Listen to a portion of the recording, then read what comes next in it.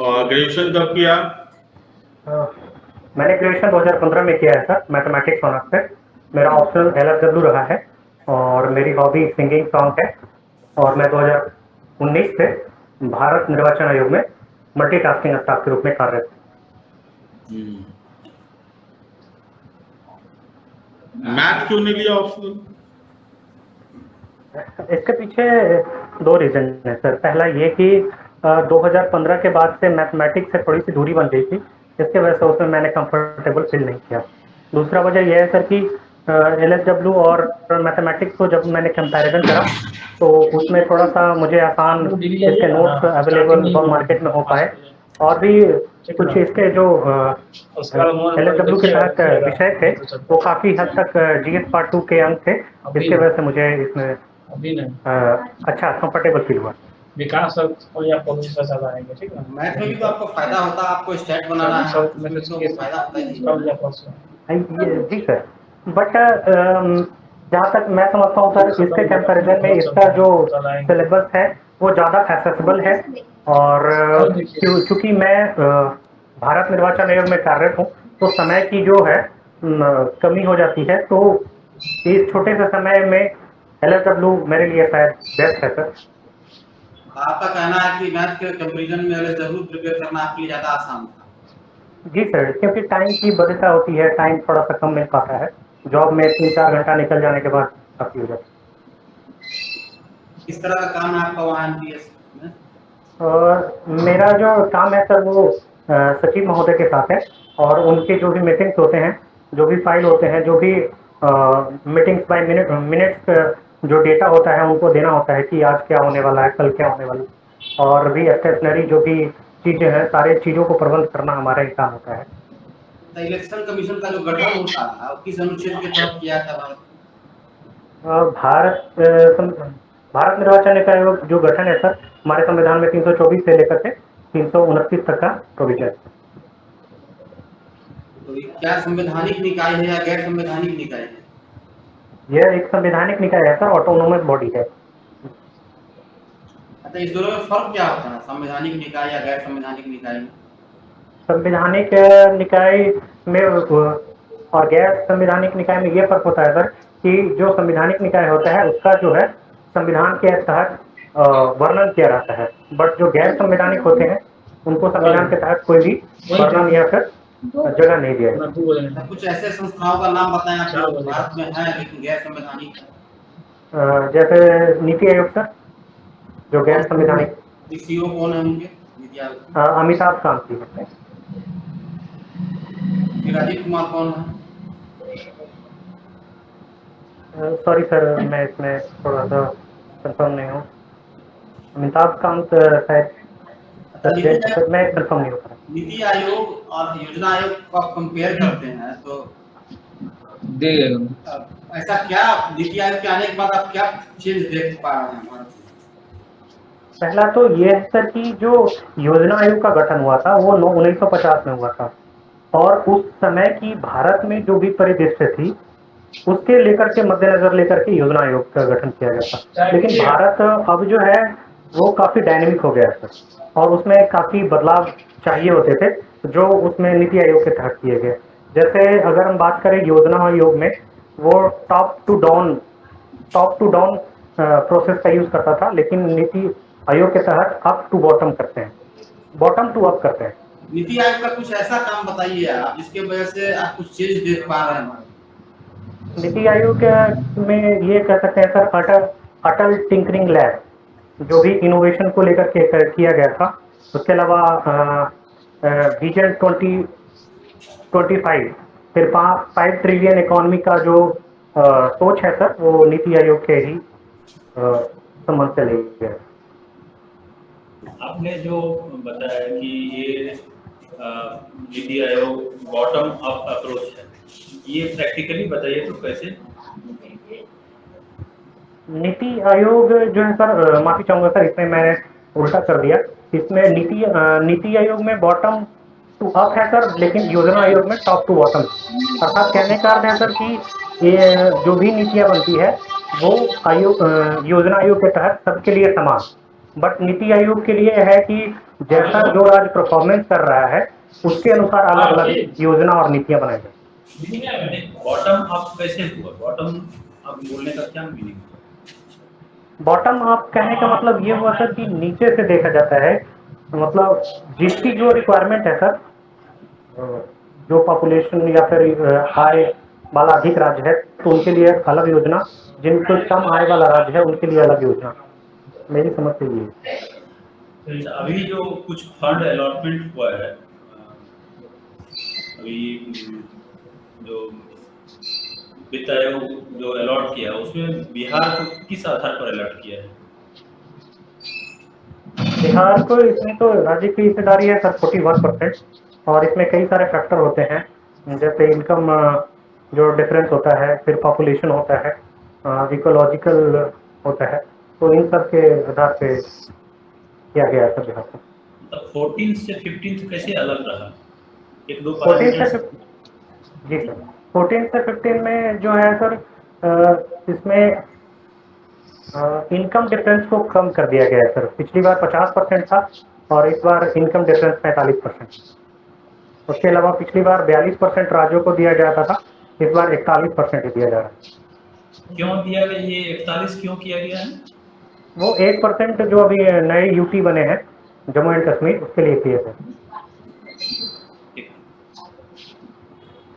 अच्छा, LSW का प्रशासन में ज्यादा योगदान आप देखते हैं मैथमेटिक्स? दरअसल दोनों सब्जेक्ट की अपनी अपनी भूमिका है सर। अगर LSW की देखें तो LSW की भी अपनी भूमिका है और मैथमेटिक्स की भी अपनी भूमिका है। क्या दोनों की कैसे दोनों को अगर देखें सर तो पहला कि LSW के तहत हम जो भी समाज की कल्याणकारी योजनाओं के बारे में अध्ययन करते हैं तो उनके बारे में अच्छा से इम्प्लीमेंटेशन को लेकर के जानकारी हो जाती है। जबकि अगर मैथमेटिक्स को देखें सर तो उसको लेकर के एक फाउंडेशन दिमाग में बनता है। मैथमेटिक्स जो कहा जाता है कि दिमाग को आपको वेरिएशन देता है, आप जल्दी हार नहीं मानते हैं, किसी भी चीज़ को एस्टिमेटेड खर्च आप आराम से प्रेडिक्ट कर सकते हैं कि इस योजना में इतना खर्च आएगा। तो इन सारे रीजनिंग वैल्यू। बिहार सरकार की सामाजिक कल्याण से जुड़ी उस योजना का नाम बताइए जो सबसे ज्यादा प्रभावित किया लोग। सबसे ज्यादा प्रभावित अगर देखें सर तो वृद्धा पेंशन योजना है बिहार सरकार की, वो है सर। उसके अलावा अगर देखें अभी पत्रकार एक मिनट, वृद्धा पेंशन आप प्रभावित मानते हैं, कितने परसेंट तक ये पहुंच हुई हो? माफी चाहूंगा सर, इसका मुझे रिकॉर्ड नहीं है, बट इसमें प्रावधान है कितना है वृद्धा पेंशन अभी? 60 से ऊपर एज वाले को 400 रुपये और 80 से ऊपर वाले एज को 500 रुपये। और गरीबों के लिए कोई योजना है? गरीबों के लिए योजना जैसे अभी प्रधानमंत्री जन जो अन्य योजना चल रही है, PDS सिस्टम जो है, पब्लिक डिस्ट्रीब्यूशन सिस्टम, वो है सर। इसके अलावा गरीब कल्याण अन्य योजना जो चल रही है उसके तहत भी बिहार राज्य में काफी बड़े पैमाने पे नए राशन कार्ड बनाए गए हैं। अच्छा, कोरोना संकट के बाद ये चर्चा हुई थी कि one nation one ration card, जी तो क्या बिहार में उस पर काम चल रहा है? जी सर, बिहार इसको लागू करने वाला राज्य है, क्योंकि पूरे देश में 4 ही राज्य हैं जो one nation one ration card को अभी अप्लाई नहीं किया है। इसको लेकर के सुप्रीम कोर्ट ने आदेश दिया है कि 31 जुलाई तक इसको इम्प्लीमेंट किया जाए। कब तक का डेडलाइन दिया है सुप्रीम कोर्ट ने? 31 जुलाई को सर। अगर one nation one ration card को हम लागू करते हैं तो इसके कुछ ड्रॉबैक भी आप देख रहे हैं? ड्रॉबैक अगर देखा जाए सर तो इसमें थोड़ा भ्रष्टाचार की भी मामला आ सकती है। कैसे? और जी सर, कैसे मतलब कहाँ पर आपको करप्शन नजर आता है इसमें? भ्रष्टाचारिता अगर देखें सर तो इसको रूट लेवल पे ही देखा जा सकता है। जैसे अगर क्योंकि बहुत सारे लोग जो हैं वो एक ही परिवार के लोग हैं वो दो दो जगह रजिस्ट्रेशन करा लेते हैं, और मतलब एक ही परिवार के लोग अलग अलग व्यक्ति से जैसे रजिस्टर्ड हो जाते हैं। तो ऐसा भी हो सकता है सर कि अपने वाइफ के नाम पे भी रजिस्टर्ड है और खुद के नाम से भी रजिस्टर्ड है। तो इन तो सब जहाँ से अनाज लेंगे वहाँ तुमको राशन का कार्ड प्रोड्यूस करना पड़ेगा ना, तभी तुमको अनाज मिल पाएगा। जी सर। तो बच्चों का जो नाम है वो इंडिविजुअल इंटरसेक्शनल पार्ट रहेगा, बाकी जो है अलग अलग एक वाइफ के नाम से अलग बन जाएगा और मेल के मेंबर के नाम से अलग बन जाएगा। तो इस तरह से हो सकता है। मतलब अपने बिहार में ईएसआईसी का कोई अस्पताल चलता है क्या? बिहार में ईएसआईसी का अस्पताल, सॉरी सर मुझे इसके बारे में पता है।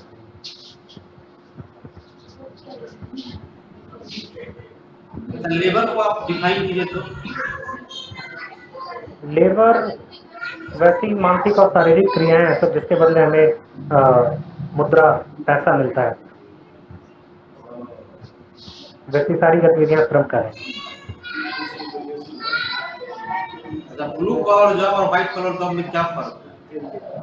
ब्लू कलर जॉब जो होता है सर वो उसमें शारीरिक रूप से ज़्यादा सहभागिता होती है, बट वाइट कॉलर जॉब में होती है जो सर वो दिमागी और मानसिक रूप से ज़्यादा सहभागिता होती है।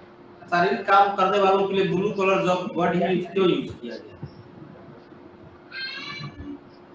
Sorry sir. आईएलओ का डाटा है बेरोजगारी बहुत ज्यादा बढ़ी है। जी सर। बताएंगे कितना Bharat centre for monitoring Indian economy के अनुसार अगर देखें तो नवीनतम डेटा जो है 9.79 के अप्रॉक्स में है सर, आईएलओ के अनुसार। ये लोग के अनुसार। सॉरी सर मुझे अभी उसका डेटा याद नहीं। अच्छा, अनएम्प्लॉयमेंट होता क्या है? अनएम्प्लॉयमेंट वो स्थिति है सर जब व्यक्ति के पास योग्यता और इच्छा दोनों होने के बावजूद उसे काम नहीं मिलता है तो वो बेरोजगार कहलाता है, और ये स्थिति बेरोजगारी कहलाती है। अंडर एम्प्लॉयमेंट क्या होता है? Under employment, sorry sir. हाँ यही वर्ड है, अंडर एम्प्लॉयमेंट क्या होता है, इस वर्ड का क्या मतलब होता है? Sorry sir. जब गरीबी को डिफाइन कीजिए तो। गरीबी वो स्थिति है सर जिसमें कोई व्यक्ति जो है अपनी मूलभूत आवश्यकताओं को पूर्ति करने में असक्षम हो रहता है। जैसे मूलभूत आवश्यकता में रोटी कपड़ा मकान, ये। तो अभी कितना परसेंट लोग अभी इंडिया में बीपीएल में माने जाते हैं? योजना आयोग नीति आयोग के अनुसार तो सर 29.9%। कुछ कमेटियों का नाम बताएं जो गरीबी के आदमी के लिए भारत में इनका गठन किया गया था।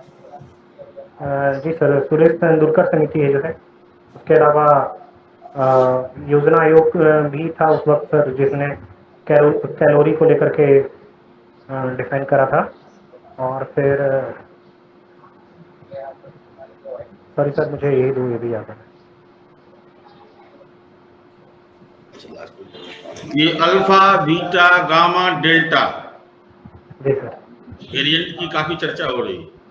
जी सर। आपको क्या लगता है मैथमेटिक्स के इन साइन को क्यों चुना गया?